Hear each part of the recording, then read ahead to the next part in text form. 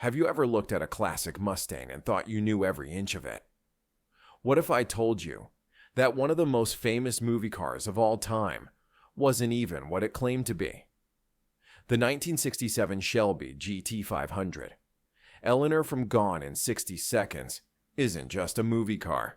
She's a legend wrapped in lawsuits, myths, and secrets that most car lovers have never even heard about. Today, we're counting down 20 weird facts that'll change the way you see this silver icon forever. From Hollywood illusions to million-dollar auctions, get ready to question everything you thought you knew about Eleanor. 20. Eleanor wasn't just a car. She was a character. Here's a twist that bends your mind. Eleanor isn't just a nickname. In Gone in 60 Seconds, she's literally treated as a living character. Nicolas Cage's Memphis Reigns talks to her, pleads with her, almost worships her. That emotional connection became more than movie magic. It turned into a legal storm. Because in the eyes of U.S. copyright law, Eleanor wasn't just a vehicle.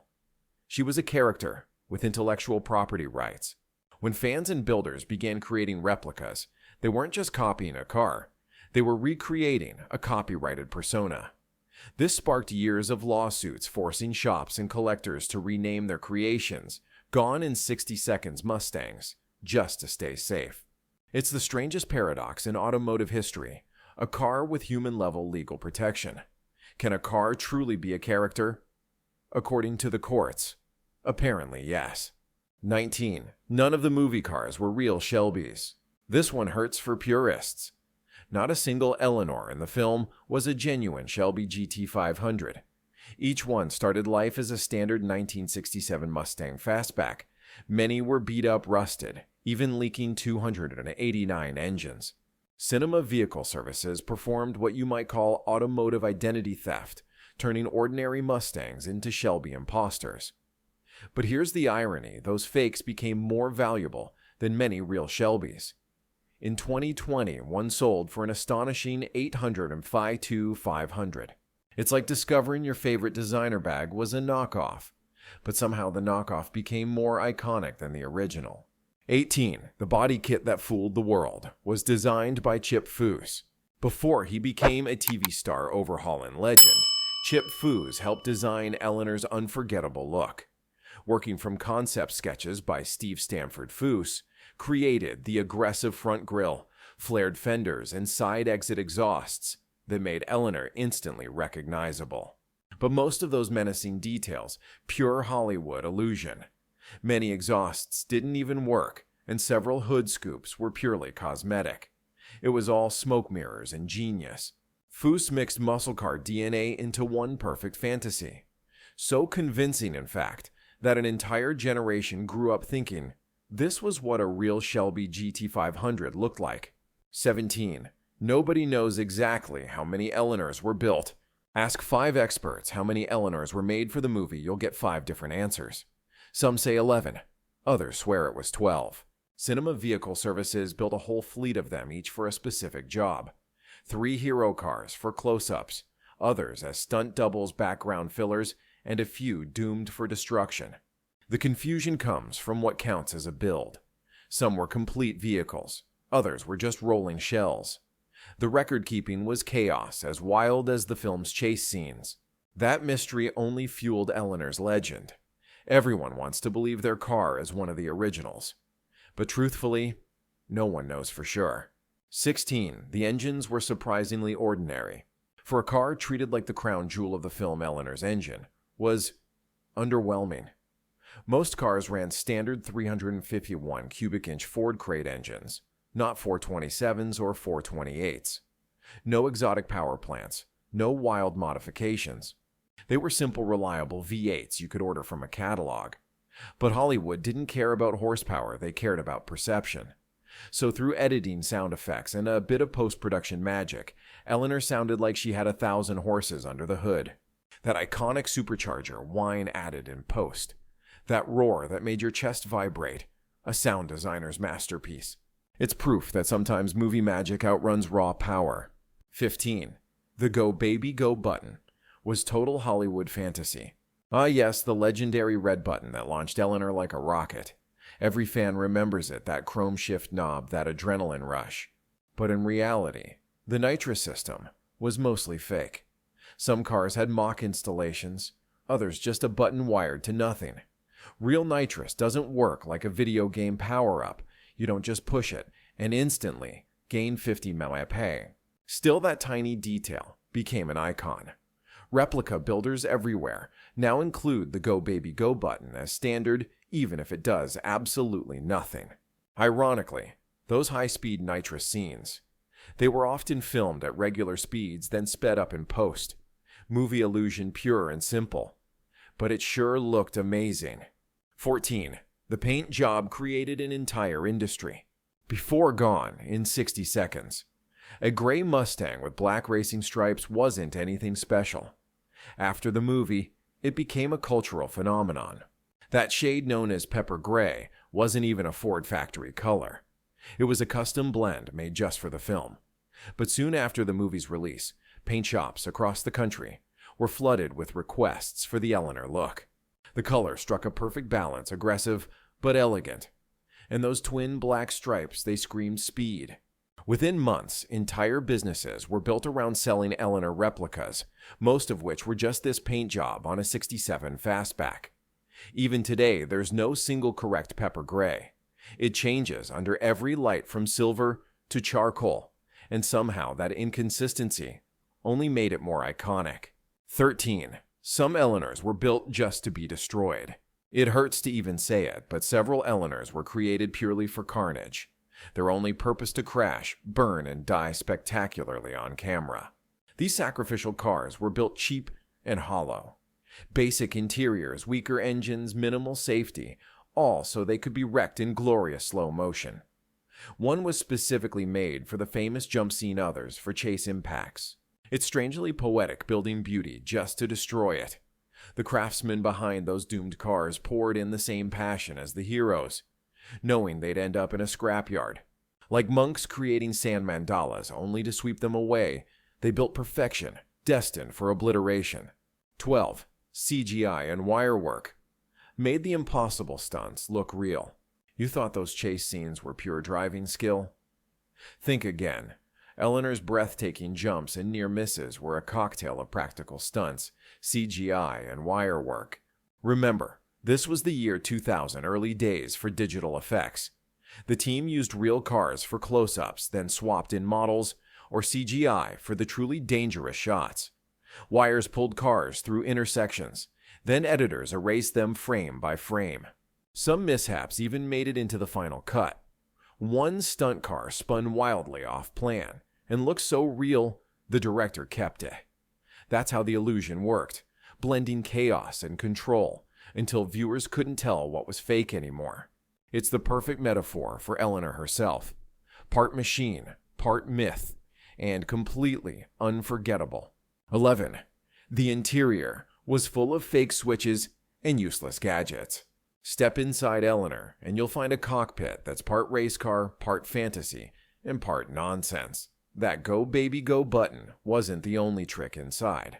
The builders added switches labeled for systems that didn't exist, gauges that weren't connected, and blinking lights that served no purpose at all. Some interiors even changed from scene to scene. One shot would show leather seats. The next would have racing buckets. Then back to leather again. Close-up cars had detailed functional dashboards. Stunt cars often had stripped interiors or roll cages wrapped in black cloth. The continuity crew must have been losing their minds, but audiences never noticed because the action was too fast to question it. Now replica builders even install fake switches just to match the movie car's look. Imagine paying extra for buttons that do nothing, all in the name of authenticity. 10. A real accident made it into the final cut. Here's a dark truth the studio doesn't talk about much. During filming, one of the stunt Eleanors lost control and slammed into a light pole, injuring a crew member. Instead of cutting the footage, they used it in the movie. So when you watch that heart-pounding chase scene, you're seeing a real crash, not a staged one. That raw chaos gave the sequence its edge because the danger wasn't faked. It raises an ethical question. Was it worth it? Hollywood has a long history of using real accidents when they look good on screen. And though the shot added authenticity, knowing someone was actually hurt adds a chill to every rewatch. 9. They scoured California for donor cars. Before Eleanor roared to life, she had to be found. Cinema Vehicle Services scoured junkyards and backyards across Southern California in 1999, desperate for 1967 Mustang fastbacks. They bought whatever they could find: rusted shells, half-dead engines, non-runners, anything with a heartbeat. Some owners couldn't believe anyone would pay real money for their broken-down cars. But those rust buckets were about to become movie stars. In a matter of weeks, heaps of scrap metal turned into silver icons worth hundreds of thousands. Cars once destined for the crusher ended up immortalized on screen. Talk about an automotive resurrection. 8. Legal battles made Eleanor more famous than the movie. The legal story behind Eleanor is so wild, it could be a movie of its own. After Gone and 60 Seconds hit theaters, the car became the center of a copyright storm. The company that owns the Eleanor name went after everyone: replica builders, small shops, even YouTubers. They claimed Eleanor was a protected character, and anyone building one without permission was breaking the law. One creator even had to surrender his entire build to avoid a lawsuit. Imagine spending years restoring your dream car, only to have lawyers take it away. But here's the irony: every lawsuit only made Eleanor more legendary. Each cease and desist became a headline. Each legal fight turned her into forbidden fruit. The Streisand effect in full force. The harder they tried to silence her, the louder her name echoed through car culture. 7. The famous jump scene was a Frankenstein of movie magic. That iconic jump where Eleanor soars through the intersection. It wasn't one stunt. It was 4 techniques stitched together. They used a real car with a ramp for takeoff, a lightweight shell for mid-air shots, a miniature model for distance, and CGI for the impossible parts. Even the landing was digitally enhanced: sparks, dust, and trajectory, all tweaked in post-production. The hero car had its engine and transmission removed to make it fly higher. It was practically hollow, a cinematic illusion built to cheat gravity. The result: a jump that looks too real to be fake, yet too perfect to be real. It set the standard for action filmmaking in the 2000s and inspired decades of car movie stunts that followed. 6. The Shelby Trust challenged Eleanor's legitimacy. Carroll Shelby's estate wasn't thrilled about Eleanor being called a Shelby GT500. They argued it was false branding, that the movie car had nothing to do with genuine Shelbys. They had a point. Eleanor's bodywork, stance, and design all strayed far from the real 1967 GT500. It was in many ways a completely different beast. But in trying to disown her, the Shelby Trust accidentally made Eleanor even more iconic. She became the outlaw, the Shelby that didn't need Shelby's blessing, the rogue child of muscle car royalty. It raised a philosophical question. What makes a Shelby? A Shelby. The name, the heritage, the craftsmanship. Eleanor blurred every line and became a legend because of it. 5. Eleanor sparked to the Restomod revolution. Eleanor didn't just dominate movie screens, she transformed car culture. Before Gone in 60 Seconds, purists ruled the classic car world. Numbers matching restorations, factory specs, original parts, no exceptions. Then came Eleanor, loud and unapologetic, a classic body packed with modern attitude. She said, "Forget purity, make it faster, make it yours." That attitude birthed the Restomod movement, vintage cars rebuilt with modern engines, brakes, and tech. Suddenly, every old-school ride from Corvettes to Chargers got the Eleanor treatment. Shops across the world began modernizing icons while keeping their soul intact. The irony, Eleanor herself wasn't even a true Restomod. She was a replica pretending to be one. But that didn't matter. She changed how people saw classic cars forever. 4. The pepper gray color was never consistent. Think you know what color Eleanor really is? Think again. Watch the movie carefully. Her shade changes constantly. Sometimes she's deep charcoal. Other times nearly silver or blue-gray. It wasn't a mistake, it was movie magic. Different lighting, film stock, and post-production grading made her shift tones from scene to scene. Even the multiple Eleanors built for filming weren't painted exactly the same. That inconsistency drove replica builders crazy for decades, each shop claiming to have the authentic pepper gray formula. But maybe that's the beauty of it. Eleanor was never meant to be one color. She was every shade of gray, moody, unpredictable alive. 3. Modern replicas are more authentic than the originals. Here's a mindbender. Today's Eleanor replicas are often better than the ones used in the movie. Builders now use CAD design, laser cut panels, and CNC machine parts. Everything fits perfectly. No gaps, no fake exhausts, no glued-on scoops, functional side pipes, working fuel fillers, even real nitrous setups. Things the movie cars only pretended to have. They're faster, stronger, and far better built. Some are so meticulously crafted, they make the original stunt cars look like rough drafts. But here's the twist. Despite being technically superior, modern replicas are worth less. Because perfection can't replace history. The movie cars, with all their flaws and battle scars, still hold the crown. 2. The 852 Sauer auction changed everything. In 2020, one of the original Eleanor movie cars went under the hammer and sold for a staggering $850,500. That's more than most genuine 67 Shelby GT500s. Collectors went wild. A replica Shelby built for a film fetching a higher price than the real thing. It turned the automotive world upside down. That sale wasn't about horsepower or rarity. It was about emotion and mythology. The buyer wasn't purchasing metal and rubber. They were buying Hollywood, a piece of cinematic legend that blurred the line between prop and icon. And like a spark to gasoline, that auction ignited a gold rush. Suddenly, everyone claimed to own an original Eleanor. Certificates of authenticity flooded the market, replica builders tripled their prices, and Eleanor's fame and value skyrocketed.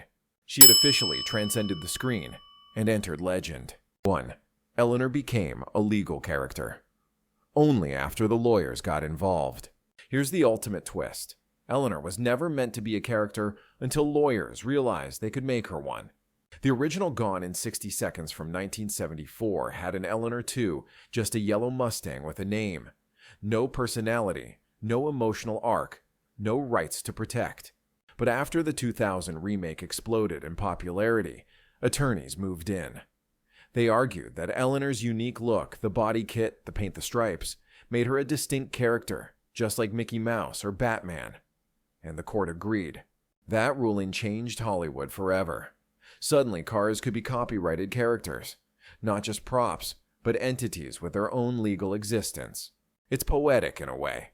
A car that wasn't real, playing a character that didn't exist, becoming legally protected as something it never truly was. Eleanor blurred the line between machine and myth, and somehow became more real than the car she pretended to be.